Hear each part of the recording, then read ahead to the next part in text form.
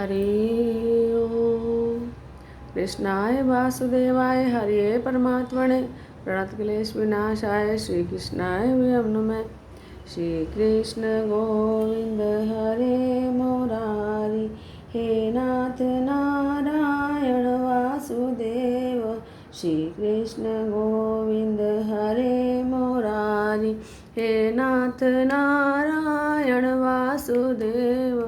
हे नाथ नारायण वासुदेव, हे नाथ नारायण वासुदेव, हे नाथ नारायण वासुदेव, हे नाथ नारायण वासुदेव।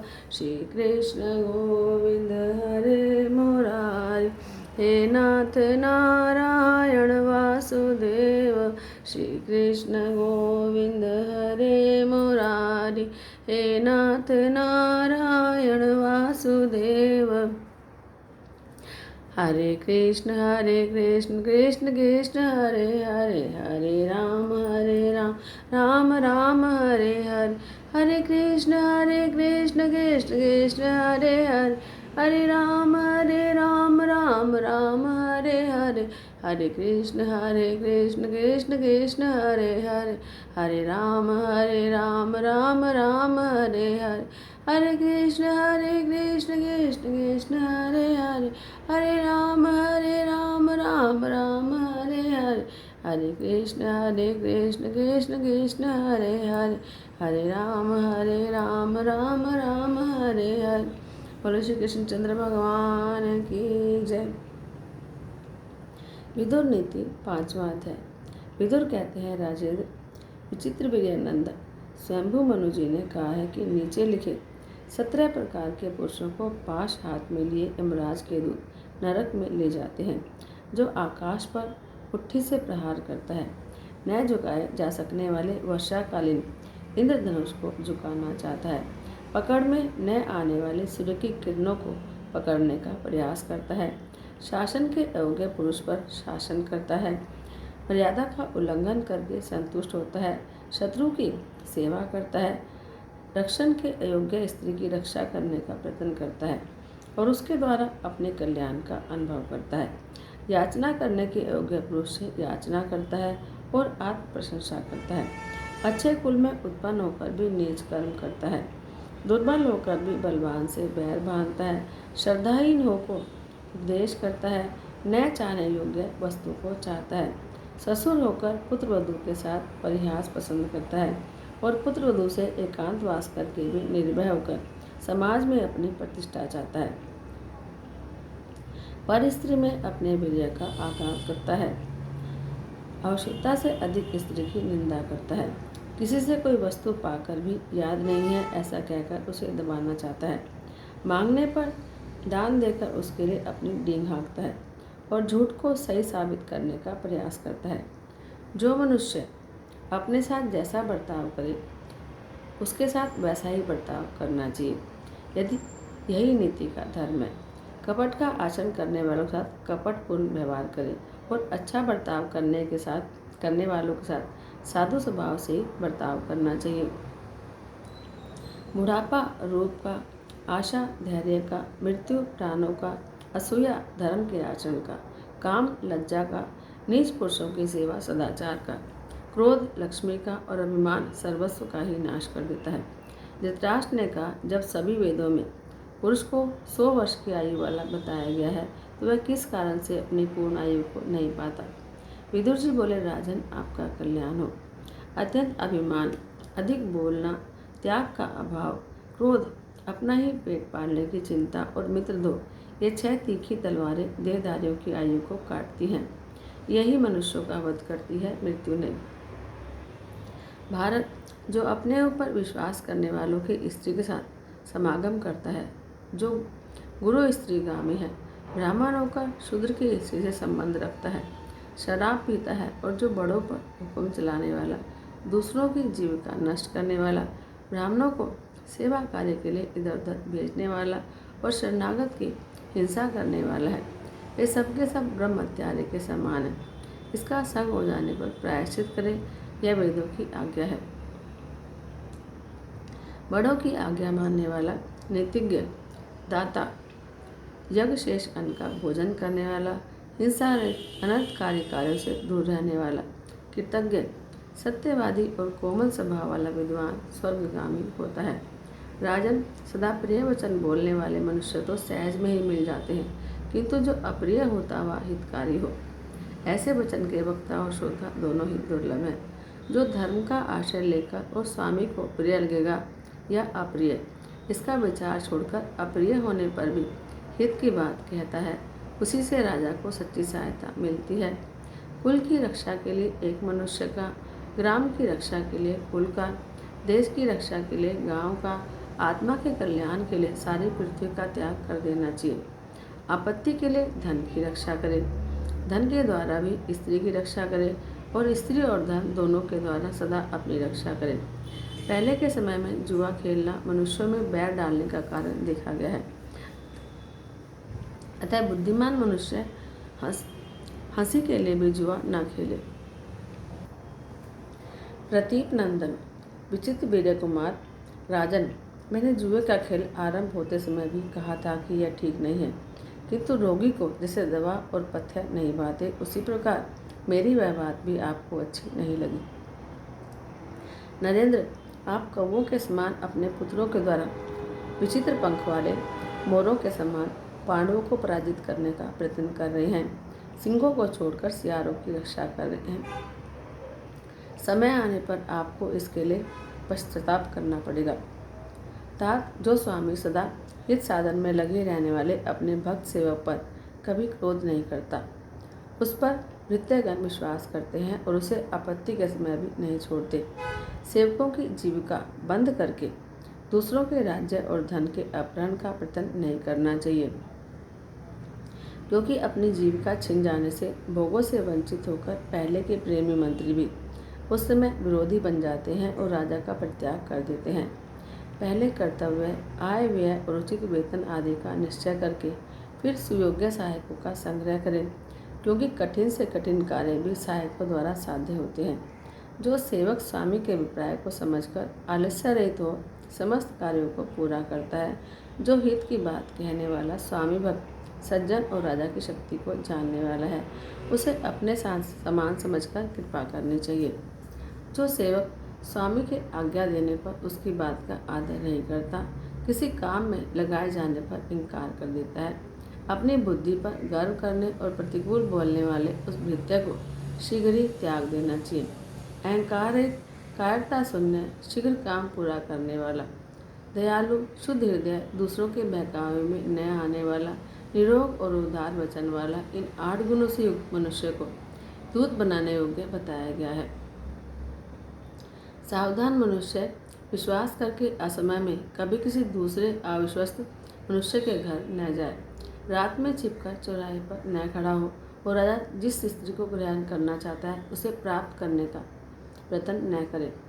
दुष्ट सहायकों वाला राजा जब बहुत लोगों के साथ मंत्रणा समिति में बैठकर सलाह ले रहा हो, उसमें उसकी बात का खंडन न करे। मैं तुम पर विश्वास नहीं करता ऐसा भी न कहे, अपितु कोई युक्ति संगत बहाना बनाकर वहाँ से हट जाए।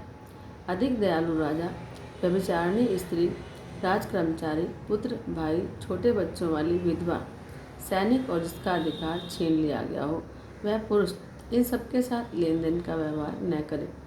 ये 8 गुण पुरुष की शोभा बढ़ाते हैं। बुद्धि, कुलीनता, शास्त्र ज्ञान, इंद्रिय निग्रह, पराक्रम, अधिक न बोलने का स्वभाव, यथाशक्ति दान और कृतज्ञता। तात, एक गुण ऐसा है जो इन सभी महत्वपूर्ण गुणों पर अर्थात अधिकार कर लेता है।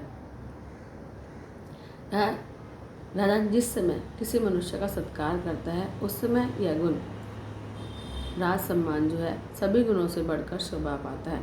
नित्य स्नान करने वाले मनुष्य को बल, रूप, मधुर स्वर, उज्ज्वल वर्ण, कोमलता, सुगंध, पवित्रता, शोभा, सुकुमारता और सुंदरी स्त्रियां, ये 10 लाभ प्राप्त होते हैं।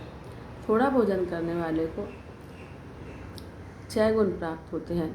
आरोग्य, आयु, बल और सुख तो मिलते ही हैं, उनकी संतान सुंदर होती है और यह बहुत खाने वाला है, ऐसा कहकर लोग उस पर आक्षेप भी नहीं करते। अकर्मण्य, बहुत खाने वाले, सब लोगों से बैर करने वाले, अधिक मायावी, क्रूर, देश काल का ज्ञान न रखने वाले और निंदित वेश धारण करने वाले मनुष्य को कभी अपने घर में न ठहरने दे।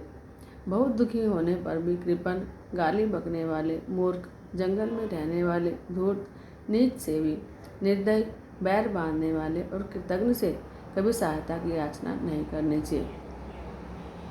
क्लेशप्रद क्रम करने वाला, अत्यंत प्रमादी, सदा असत्य भाषण करने वाला, अस्थिर भक्ति वाला, स्नेह से रहित, अपने को चतुर मानने वाला, इन 6 प्रकार के अधम पुरुषों की सेवा न करे। धन की प्राप्ति सहायक की अपेक्षा रखती है और सहायक धन की अपेक्षा रखते हैं। ये दोनों एक दूसरे पर आश्रित हैं। परस्पर के सहयोग बिना इनकी सिद्धि नहीं होती। पुत्रों को उत्पन्न कर उन्हें ऋण के भार से मुक्त करके उनके लिए किसी जीविका का प्रबंध कर दे। फिर कन्याओं का योग्य वर के साथ विवाह कर देने के बाद वन में मुनिवृत्ति से रहने की इच्छा करे। जो संपूर्ण प्राणियों के लिए हितकर और अपने लिए भी सुखद हो, उसे ईश्वर अर्पण बुद्धि से करे। संपूर्ण सिद्धियों का यही मूल मंत्र है।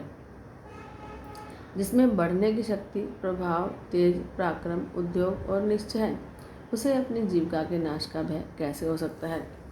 पांडवों के साथ युद्ध करने में जो दोष है, उन पर दृष्टि डालिए। उनसे संग्राम छिड़ जाने पर इंद्र आदि देवताओं को भी कष्ट ही उठाना पड़ेगा। इसके सिवा पुत्रों के साथ बैर, नित्य उद्वेगपूर्ण जीवन, कीर्ति का नाश और शत्रुओं का आनंद होगा। इंद्र के समान पराक्रमी महाराज आकाश में तिरछा उदित हुआ धूमकेतु जैसे सारे संसार में अशांति और उपद्रव खड़ा कर देता है, उसी तरह भीष्म, आप, द्रोणाचार्य और युधिष्ठिर का बढ़ा हुआ क्रोध इस संसार का संहार कर सकता है। आपके 100 पुत्र कर्ण और 5 पांडव, ये सब मिलकर समुद्र पर्यंत संपूर्ण पृथ्वी का शासन कर सकते हैं। राजन, आपके पुत्र वन के समान है और पांडव उसमें रहने वाले व्याघ्र हैं। आप व्याघ्रों सहित समस्त वन को नष्ट मत कीजिए और वन से उन व्याघ्रों को दूर मत भगाइए।